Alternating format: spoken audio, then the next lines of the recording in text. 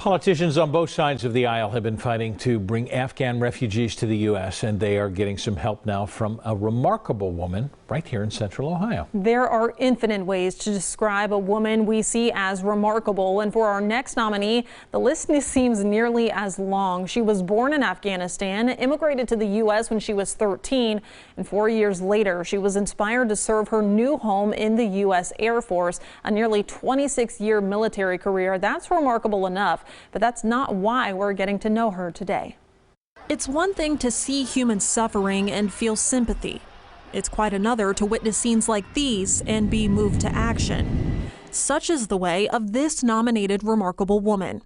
We'll call her Annie, though that's not her real name.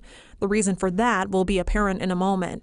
Annie has always been known by friends and family as a woman of action. When COVID hit, she was the one they turned to for help, navigating all the unknowns, from filing for unemployment to filing taxes. I know it's weird. I was going to get my degree in accounting, and so I'd like to do taxes. So word got out, so I started doing taxes for people. When most of the world saw COVID as the #1 crisis in their lives, a more urgent one emerged for Annie and those in her birthplace. And then obviously August 15th happened. The collapse of Afghanistan's government to the Taliban.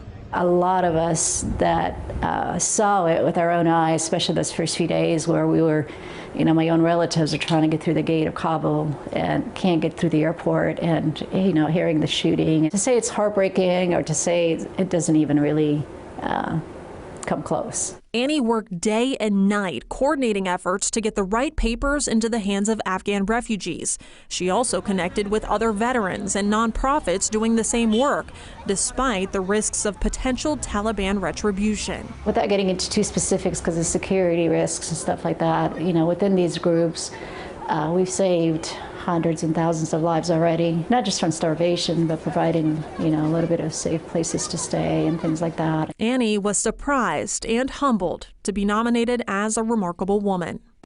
I learned a long time ago, you let your actions speak for themselves instead of your words. If you are successful, reach back and help somebody else be successful. And that's where the humanity comes in. We're blessed, we have everything we need, but we've got to reach back and help the ones they don't necessarily have everything they need. And it was just incredible to speak with her. The fact that she said, there's certain things I can and cannot say. I can't even tell you my name out of fear that there will be retaliation for people still contacting her, trying to get out of the country. That's quite a reach back. It is quite a reach back, but she doesn't see it as anything. She felt like she had no other choice. Well, let us say this. It is something remarkable. So it certainly is, and hearing the stories that she told, the bravery it takes for her to do what she's doing, just remarkable. It certainly is.